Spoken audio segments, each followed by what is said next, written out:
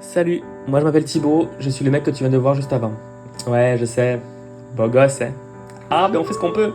J'ai à peu près 150 plantes, essentiellement des monstera, des bégonias, des syngoniums, des rhaphidophora, quelques plantes grasses, quelques alocasias.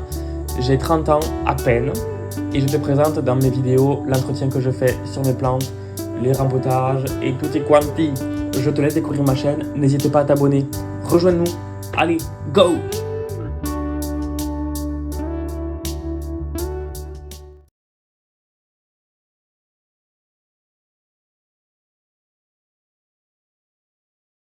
Va pleuvoir. Oh, j'ai vraiment le cul par terre. Oh là là, non ça va pas. Salut les bégonias, j'espère que vous allez bien et que vous m'entendrez bien. Vidéo un petit peu hors série si je puis dire parce qu'en fait on n'est pas chez moi. Comme tu le vois, on est à Jardiland. Tu ne reconnais pas forcément puisqu'en fait on est derrière la pépinière. Et je vais te parler un peu du projet qu'il y a depuis maintenant 2 ans sur le Jardiland, là où je travaille, à Jardiland Route d'Espagne à Portée. Et je ne sais pas par où commencer tellement qu'il y a de choses à dire. Pour ceux qui ont déjà été dans le Jardiland où je travaille, ou pour ceux qui iront bientôt dans ce Jardiland là, en fait, donc vous avez la partie intérieure avec les plans intérieurs, l'animalerie, la déco, etc. Après vous avez le marché aux fleurs, donc mon rayon. Après vous avez la pépinière et derrière on a un petit lopin de terre. Putain, l'open de terre, j'ai l'impression d'avoir 70 ans. Et il y a maintenant 2 ans, l'ancien directeur avait lancé le projet de potager, c'est-à-dire que chaque employé qui voulait peut avoir une parcelle potagère, donc une parcelle délimitée, et il peut y planter ce qu'il veut quand il veut. Alors, vous me connaissez, donc j'ai ma parcelle potagère, mais j'ai aussi une autre parcelle que j'ai utilisée puisqu'en fait il y a un collègue qui voulait plus sa parcelle, donc du coup j'en ai profité pour lui demander déjà s'il voulait bien, si je pouvais la reprendre. Il m'a dit oui. Du coup je ne me suis pas fait prier et du coup je l'ai très vite envahi, on peut dire ça. Donc en parallèle du potager, j'ai aussi une parcelle fleurie comme tu peux le voir. Alors, là c'est l'hiver au moment où je commence la vidéo, donc c'est pas le plus joli, le plus beau, mais tu vas très vite comprendre pourquoi. Je regarde qu'il n'y a pas de clients parce que je suis un peu gêné de faire ça en public. Régulièrement, il y a des plantes qui, au marché aux fleurs, se dégradent parce qu'elles défleurissent, parce qu'elles sont malades, parce qu'elles perdent les feuilles, parce qu'il y a eu trop d'eau, etc. Et donc du coup, on ne peut pas les laisser en rayon parce que c'est pas vendable. Donc, soit avant de les mettre en démarque, on leur donne une chance en les mettant à moins 50%. Si ça part, tant mieux. Si ça part pas, au bout d'un moment, on ne peut pas les garder ad vitam aeternam, donc du coup, on doit les jeter. On essaie de le faire le moins possible, bien évidemment. Et quand ce sont des vivaces, comme les plantes que je vais te montrer, j'espère que la brasque devant ne va pas faire tomber l'appareil photo déjà. Voilà. Quand je peux l'éviter et que je sais que ce sont des vivaces qui peuvent facilement repartir avec un minimum de soins, je les prends pour les planter du coup dans la parcelle fleurie. Alors du coup tu verras avec les plantes qu'il n'y en a aucune qui coïncide avec les autres en fonction des besoins, etc. C'est vraiment parce que je les ai plantées un peu au dernier moment pour les sauver. Et là tu vas pas voir grand chose puisque c'est l'hiver comme je te répète, donc il y en a plein qui perdent le feuillage. Il y en a quelques-unes qui persistent, normal. Et j'essaie d'avoir un petit peu de toutes les essences. Alors sur une parcelle délimitée c'est un peu compliqué d'avoir toutes les essences possibles, mais j'essaie de faire au mieux. Déjà je trouve que c'est super intéressant de pouvoir sauver des plantes, de leur redonner une deuxième vie. Que ce soit des arbustes, des plantes fleuries, des annuelles, des bisannuelles, des vivaces. Le mieux c'est les vivaces. Mais c'est toujours intéressant de revoir la nature, reprendre ses droits et te remercier puisque tu as pu les sauver. Donc tu verras, il y a beaucoup de vivaces, de plantes grasses. Enfin bref, je ne vais pas te les montrer tout de suite. Je vais continuer à te parler du projet. C'est l'ancien directeur qui a mis ça en place et je trouve ça génial puisque au moins on peut montrer aux clients les produits de Jardiland, ce que ça devient avec un minimum de soins. On peut leur montrer aussi aux clients de comment on les entretient nous, comme ça ils peuvent s'en inspirer. Ils peuvent penser à des associations auxquelles ils ne penseraient pas d'habitude. Et puis nous aussi ça nous permet de faire des tests, de savoir quelle plante peut bien réagir avec d'autres, quel est le meilleur emplacement pour telle plante, quel est l'entretien qu'il faut, etc. Au moins après on peut avoir de l'expérience et en parler aux clients. Donc je trouve que c'est vachement intéressant. Après là sur la parcelle fleurie, j'avoue je me suis un peu emballé parce que du coup normalement c'est censé être du potager. Je vais te montrer aussi ma parcelle potagère. Je te montrerai pas celle des autres parce que déjà je leur ai pas demandé, donc par principe je vais pas leur montrer. Et puis parce que ils sont pas forcément bien entretenus. mais voilà, je trouve que c'est génial. Enfin, je sais que moi, la plupart de mes pauses repas, après avoir mangé, je les passe ici parce que ça me fait du bien d'être au contact avec la terre. Et je sais qu'il y a des collègues qui vont voir cette vidéo, ils vont me dire ouais, tu passes pas du temps avec nous et tout. Alors j'avoue, c'est un peu ma faute, mais c'est parce que j'aime trop m'occuper des plantes et désherber, etc. Donc j'avoue, ma passion me prend beaucoup de temps, même pendant mes pauses. Je vais commencer à te montrer les plantes. Alors, je me lance un peu dans le jardinage d'extérieur, même si j'ai une grosse partie de mes connaissances de jardinage d'extérieur qui me vient de ma grand-mère parce qu'elle avait beaucoup de plantes d'extérieur. Mais pendant longtemps, j'ai pas pratiqué, donc j'ai un peu perdu la main, bien que ça revienne assez rapidement. Là, c'est pas ordonné du tout. Donc même si ça va être dégueulasse ce que je vais te montrer, encore une fois c'est la nature, donc voilà. Il y a bien évidemment des plantes qui meurent de temps en temps, donc j'essaie de les remplacer dès que je peux. Après je veux dire c'est la nature aussi, hein.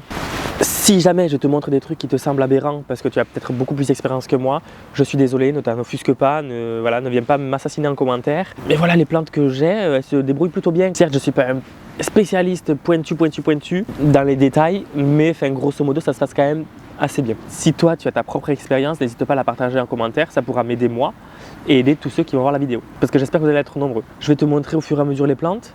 Il y en a plein qui n'ont pas de feuillage, qui n'ont pas de tige, qui n'ont absolument rien. Mais il y a les étiquettes. Alors je préfère garder les étiquettes parce qu'au moins je sais la variété et je sais où sont plantées les choses aussi. Voilà. Parce que sinon, je pourrais marcher sur les plantes. D'ailleurs, attends. Non, c'est bon, j'ai eu peur.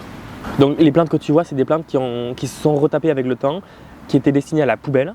D'accord, que j'ai pris de la poubelle et que j'ai amené ici. Il y a beaucoup de plantes aussi qui auraient dû aller de la poubelle et donc avant d'y aller, on les avait entreposées, c'est des vivaces essentiellement, on les avait entreposées sur une parcelle d'une collègue qui en hiver ne l'utilise pas et en fait on les avait pas forcément bien entreposées. C'était vraiment un test pour voir si on allait pouvoir en sauver, on en a sauvé quelques-unes, mais il y en a plein qui étaient au final invendables au printemps parce qu'on les avait pas rempotées etc. parce qu'on n'a pas forcément le temps, ne tombe pas l'appareil photo, c'est bon. Donc du coup, avant de les jeter, je les ai plantées ici quoi. Et c'est essentiellement des plantes grasses. Alors après je connais pas forcément tous les noms, les principaux oui, mais il y en a, heureusement qu'il y a les étiquettes, sinon je pourrais pas me souvenir, surtout des variétés. Moi je trouve que c'est génial en fait de donner vie à des plantes qui peuvent vite se retaper avec le temps. Moi je trouve ça trop gratifiant, donc c'est pour ça que j'ai fait ça aussi. Et aussi pour la biodiversité, parce que ok c'est bien qu'au printemps-été on ait des tomates et des courgettes etc, mais si les abeilles elles viennent que pour ça et qu'elles n'ont pas de plaisir pour elles, c'est chiant quoi. Donc je leur ai proposé plein d'essences différentes pour qu'elles puissent bien kiffer leur vie quoi. Pas que pour les abeilles, il peut y avoir les guêpes, il peut y avoir les araignées etc. Et au fur et à mesure de cette série de vidéos sur les plantes d'extérieur que j'ai, je te donnerai peut-être des conseils aussi de comment entretenir une parcelle éventuellement, etc. Et bien écoute, je te propose qu'on regarde ensemble les vivaces que j'ai quoi. C'est parti hein.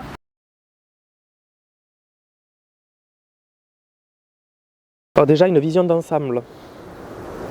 Tu vois c'est pas foufou, hein, ben, c'est l'hiver. Donc il y a plein d'étiquettes d'un côté, toute cette partie là encore j'ai pas planté. Là il y a des oignons rouges ici, parce que j'avais un collègue qui avait pris la moitié de la parcelle avant et du coup il avait pris des oignons etc. Et là il les a pas récoltés donc il va falloir qu'il se bouge la nouille et qu'il vienne les chercher. Mais bon du coup c'est parti pour le tour des vivaces. Bon on va commencer en bas, voilà je vais pas m'embêter. On a ici une arabette panachée jaune qui est vivace avec le feuillage persistant. On voit un petit peu sur la fiche. C'est une plante qui va être rampante et courante, ok. Donc il va en plein soleil, donc ça c'est bon. Ouais, qui fait 10 cm de haut, tu vois. En fait, je l'ai vraiment mis pour lui laisser sa chance et en fait, elle est toute seule. Elle grossit bien, Fifi. Hein. Trop mignonne. Avec le feuillage un peu variegata comme ça, je trouve que ça apporte vachement de clarté. Trop bien. Ensuite ici, on a un dahlia. Alors, les dahlias, il faut savoir qu'en général, quand on les vend en jardinerie, quand ils sont en pot, en général, c'est des dahlias boutures, c'est-à-dire qu'ils sont issus de boutures. Il n'y a pas le système racinaire avec le bulbe, donc du coup, en hiver, c'est censé mourir. Sauf que j'ai eu la surprise dans un pot que j'avais récupéré, que j'ai planté il y a quelques jours d'ailleurs, de voir qu'il y avait les bulbes. Donc je me dis, celui-là, j'ai pas vu s'il y avait des bulbes ou pas. On va voir, au pire il meurt et je le remplacerai au printemps. Voilà, on peut voir que l'hiver est passé dessus. Bah, par contre, il n'a pas arrêté de fleurir pendant tout le printemps et tout l'été. Il était monté, allez, on va dire à 50-60 cm de haut. Il était magnifique, couvert de fleurs, magnifique. Ici, on a une petite joubarbe, c'est la variété quoi ? Feldmayer.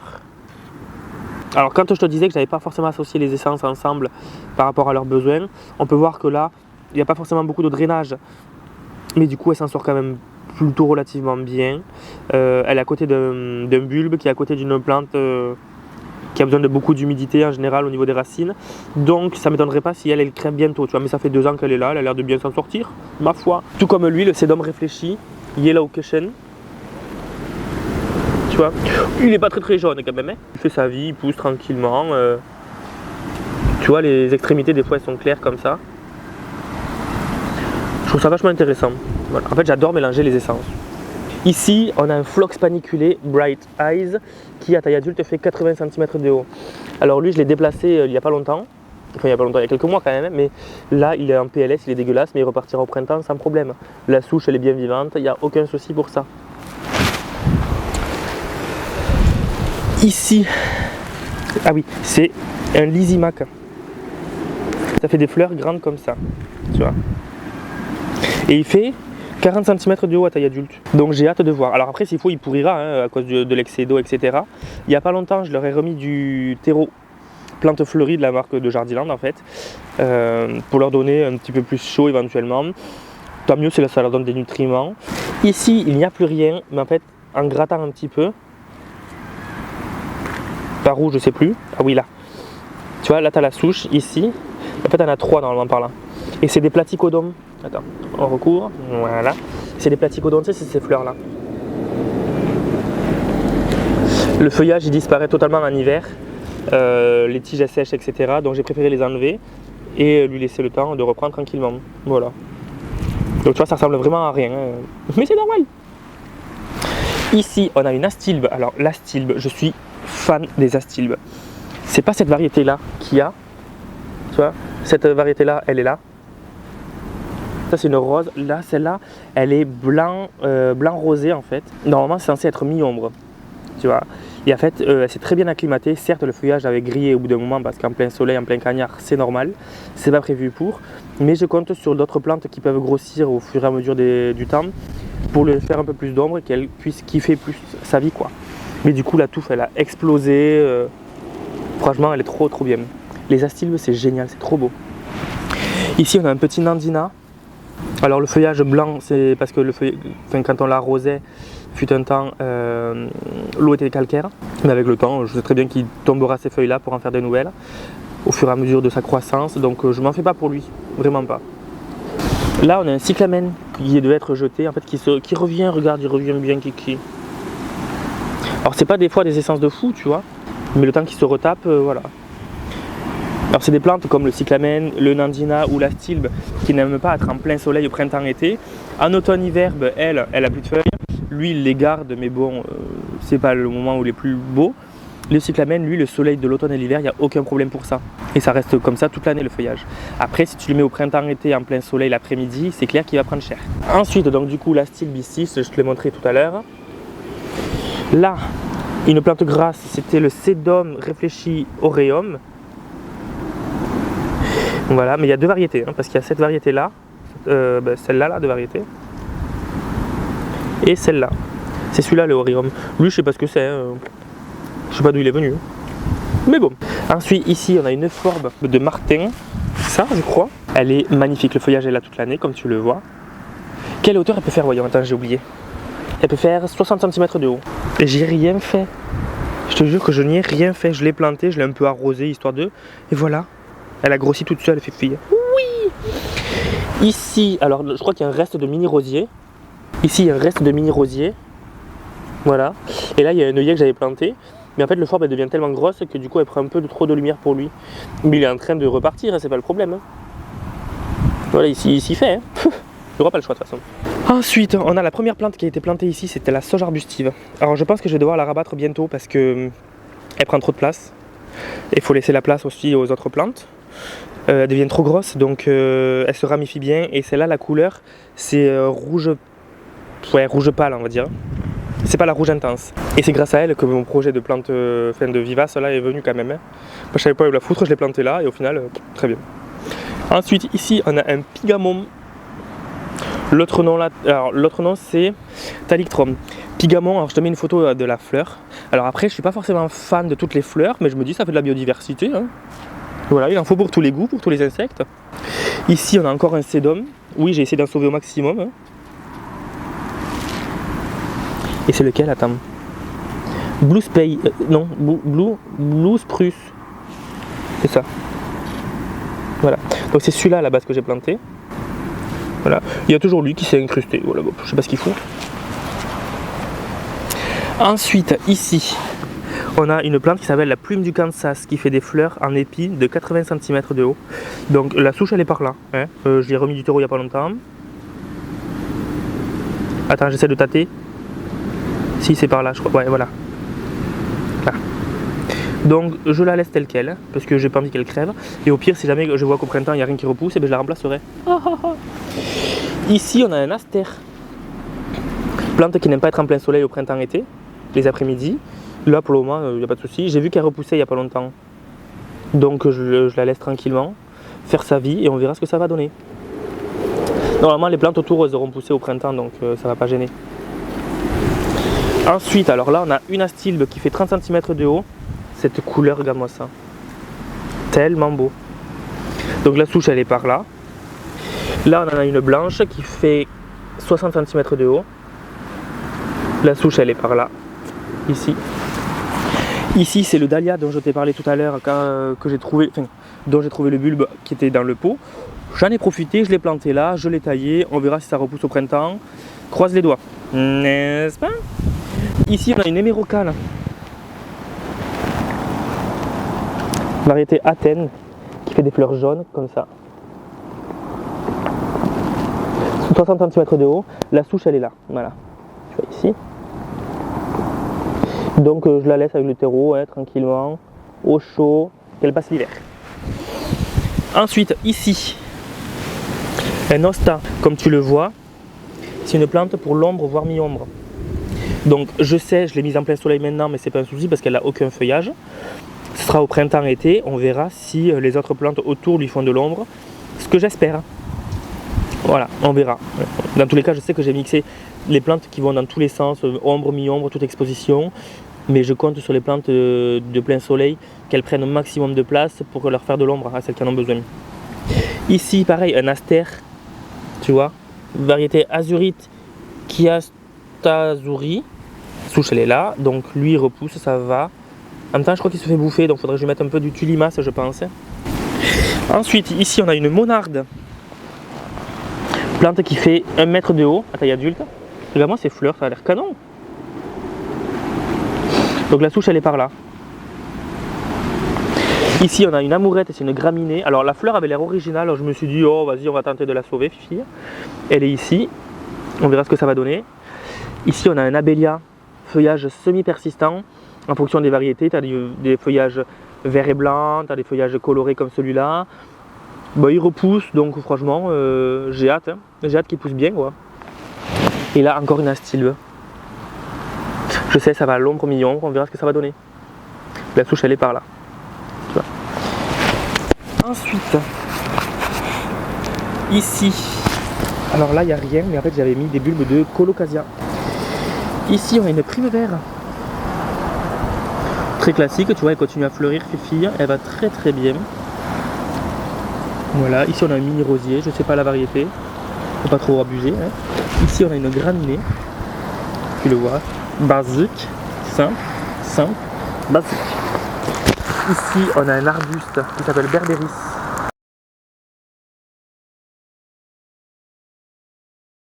Alors je sais plus la variété, en fait là c'est le feuillage est tout rouge, mais normalement il a un liseré jaune au bord des feuilles. Il faudra que je retrouve la variété, mais elle est canon. Bon, le feuillage n'est pas persistant, comme tu le vois. Et je trouve ça tellement beau. Ça coupe vachement bien avec le gris de la lavande derrière. Alors attends, je fasse attention là où je marche. Oh putain, non! Du coup, désolé, on a dû s'interrompre parce qu'en fait, j'ai vu que j'avais marché sur mon micro et je savais pas si pendant un bon moment ça avait enregistré un son. Donc au pire, je ferai une voix off. Voilà, je suis désolé. Donc du coup, ici, on a un autre mini rosier. J'ai essayé d'en sauver au maximum. Ici, on a une agapante qui est par là. Le feuillage est caduc, donc il n'est pas resté cet hiver.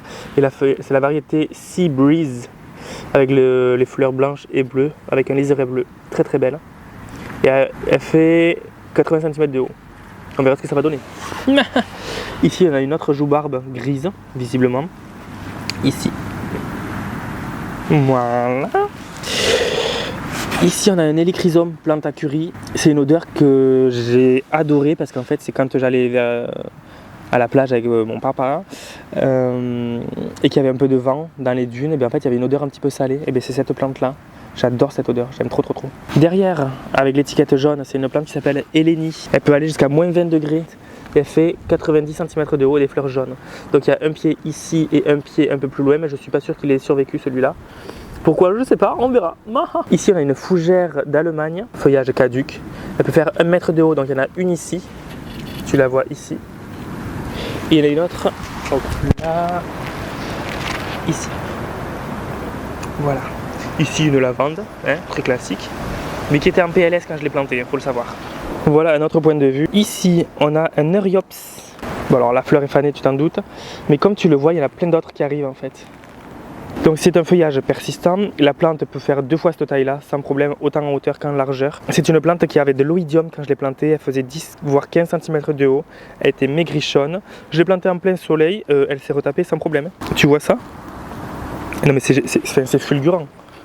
C'est fulgurant et c'est une plante qui peut quasiment fleurir presque toute l'année en fonction des régions là où on est. Mais je sais qu'ici à Toulouse, j'ai un collègue, lui, il a des fleurs quasiment toute l'année. Alors plus de fleurs au printemps-été, bien évidemment, faut pas abuser. Mais c'est une plante qui fleurit très régulièrement et elle pousse encore sans problème. Là, tu vois, tu as d'autres fleurs qui arrivent ici. Là, tu as des pousses partout en fait. Donc c'est génial. Encore un petit sédum réfléchi ici. Voilà. Ici, on a une fausse giroflée. J'adore. Mais en fait, elle fait des fleurs violet-orange.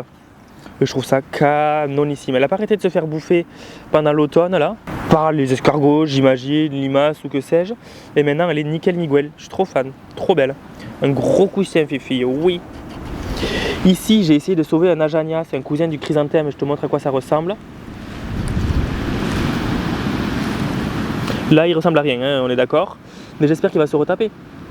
On verra, hein. Au pire, je le remplacerai. Ici, on a une graminée qui s'appelle Muellenbergia. Alors, je te montre à quoi ça ressemble quand c'est fleuri.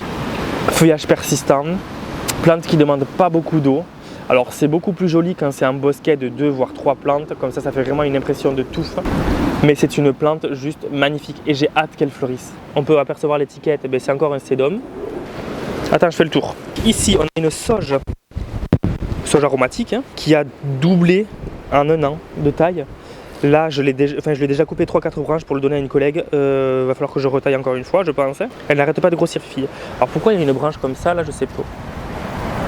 Mais j'aime trop la texture, elle est douce et tout. Et là, comme tu le vois, attends, je zoome. Ici, on a un mini rosier qui fleurit. Au moment où je tourne la vidéo, on est le 9 ou le 10 janvier. Je crois que c'est le 9. Ouais, le 9. On a un mini rosier qui fleurit là. Bon, pourquoi pas. Je laisse la nature faire, hein, vraiment. Je vais pas lui prendre la tête. Hein. Alors oui, à côté, on a un lantana. Je ne l'ai pas protégé. Je sais, j'aurais dû, mais je peux pas tout faire. Voilà, donc bon.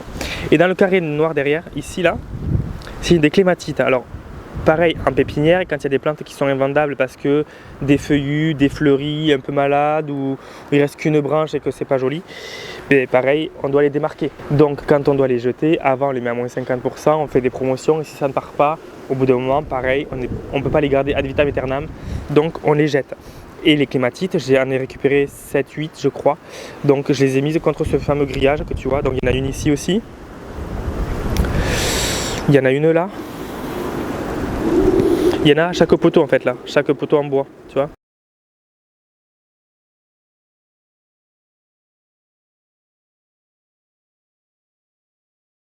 Vraiment je fais de la récup. Hein. Ici par terre, alors c'est pas beau, mais au milieu on a une Gora rose qui n'a pas été fameuse cette année, mais pas du tout du tout. Et on a aussi du ficoïde. Alors c'est très antagoniste parce que le ficoïde ne supporte pas les excès d'eau et la Gora aime bien l'eau. Donc je sais, ça n'a ni queue ni tête de les avoir mis ensemble, mais en fait je pensais pas que le ficoïde, qui était tout petit quand je l'ai planté à la base, allait devenir aussi beau et aussi gros. Alors là c'est pas la meilleure période, je te ferai un update, ne t'inquiète pas. Encore une petite déprime vert ici, et là un autre sédum. Alors je sais pas la variété, j'avais pas les... mais c'est, tu vois, il a encore fleuri il y a pas longtemps, rose. Trop mignon. Et là, il y a plein de petites pousses. Je crois que c'est la même que lui, mais je suis pas sûr. Voilà. Ici, les 2 branches que tu vois, enfin 3 branches, c'est un hibiscus des marais. Je te montre à quoi ça ressemble à taille adulte, la fleur, etc. Lui, il a le feuillage rouge. Et donc là, je l'ai rabattu il y a quelques semaines, puisque c'est l'hiver. Et quand il repoussera, il ne repoussera pas de ces branches-là, mais il fera des rejets à la base et il fera 2 fois plus de branches. Ce qui fait qu'il y aura une touffe 2 fois plus grosse. Et lui, il adore l'eau. Ce qui est totalement, je le répète, antagoniste avec les plantes qu'il y a à côté. hein, mais bon. Ici on a un canna qui je crois à la base qui était blanc et qui vire un petit peu au jaune avec le temps. Alors est-ce que c'est la variété qui veut ça? Je sais pas, l'avenir nous le dira. Je crois que c'est ici au milieu, il n'y est plus, mais il y a la souche du cœur de Marie qui fleurit au tout début du printemps. On verra ce que ça va donner. Là pour le moment, il n'y a plus rien. Là on a une Gora blanche qui elle double tous les ans de taille. C'est un peu relou d'ailleurs, je t'avoue. Donc il faudra que je me débrouille, il faudrait que je la ratiboise en fait. Mais bon, je me dis qu'il y a encore beaucoup de végétation en hauteur. Je sais pas ce que je vais faire encore. En vrai, je sais pas du tout. Ensuite, ici, on a une sapinette. Je l'ai plantée, elle faisait 3 fois moins. Enfin, elle était 3 fois moins haute. Elle pousse tranquillement. En fait, j'adore la couleur claire. Ça apporte vraiment de la luminosité à tout ce petit joyeux bordel. Il a toute l'année le feuillage, donc il est trop mignon lui. Il fait sa vie tranquillement. Et là, encore un canna qui lui est jaune, qui était censé être nain, qui n'était pas vraiment forcément. Hein. Et là, encore une graminée. Voilà. En passant par la petite joubarbe qui est ici, hein, et un petit astère qui est là-bas. Je vais essayer de zoomer en espérant que je le retrouve. Ensuite, là, j'ai planté des euchères, feuillage persistant. Il y a plein de variétés différentes de chères. Là, il y a 2 variétés différentes, je crois, mais je trouve ça canon. Voilà, j'aurais mis un peu de terreau à elle aussi, on verra ce que ça va donner. Et de temps en temps, j'essaie de récupérer des plantes qui sont en pot pour les retaper. Hein. Là, on a des sapins de Noël qui ont 2 ou 3 ans, qu'on avait en pot. Alors là, ils sont 4 dans le même pot, donc c'est normal qu'ils aient cette gueule-là, c'est parce qu'en fait, ils sont en PLS, ils sont trop serrés. Voilà, je le sais, je les déferai quand je pourrai. On a une pivoine ici, elle n'est pas morte. Hein. À la base, elle était en pleine terre. Elle n'avait rien fait quand je l'avais mis en pleine terre. Quand je l'ai enlevée, j'ai vu qu'il y avait 3 rejets qui se préparaient. Donc je l'ai foutue en pot, on verra ce que ça va donner. Derrière, on a une graminée, je crois qu'elle est morte, mais c'est pas sûr. Là on a un plumbago, je ne l'ai pas protégé, je pense qu'il a rendu l'âme, mais c'est pas garanti non plus. Et là après il y a encore des clématites, il y a des eucalyptus, enfin voilà, j'essaie de récupérer pas mal de choses. Bon alors j'espère vraiment que la première partie, je suis désolé si j'ai dû utiliser une voix off, parce qu'en fait j'ai remarqué que le micro là était par terre et que moi j'avais marché dessus, hein. Vraiment il y avait le pied dessus. Il avait la gueule d'enterré en fait, voilà. J'espère que je ne l'ai pas niqué, j'espère que je ne l'ai pas cassé. Voilà, c'était un petit projet qui va continuer à évoluer bien évidemment. Parce que je ne t'ai pas montré aussi, mais il y a 2 petits bégonias à massif, tu sais, qui font à peu près cette hauteur-là, à taille adulte, qui sont encore vivants. Alors ils ne sont pas beaux parce qu'ils ont gelé, etc. Mais peut-être que la souche va repartir, c'est pas garanti, on verra. Il y a aussi un fusain, je suis passé à côté, je ne te l'ai pas montré. Enfin voilà, c'est en perpétuelle évolution parce qu'il y en a je vais devoir arracher, parce qu'elles prennent trop de place, je vais devoir les diviser, mais jamais les jeter, je ne pourrai pas. Donc je ne pourrai pas sauver toutes les vivaces qu'on va peut-être devoir jeter. Je fais au mieux. Mais en tout cas, je suis assez fier de moi parce que j'aime trop redonner vie à des plantes qui sont censées être jetées. Voilà. Donc avant que l'appareil photo ne tombe, je vais te montrer ma parcelle potagère. Ok? Voilà. C'est parti. Ouais, il y a un peu de vent, c'est chiant.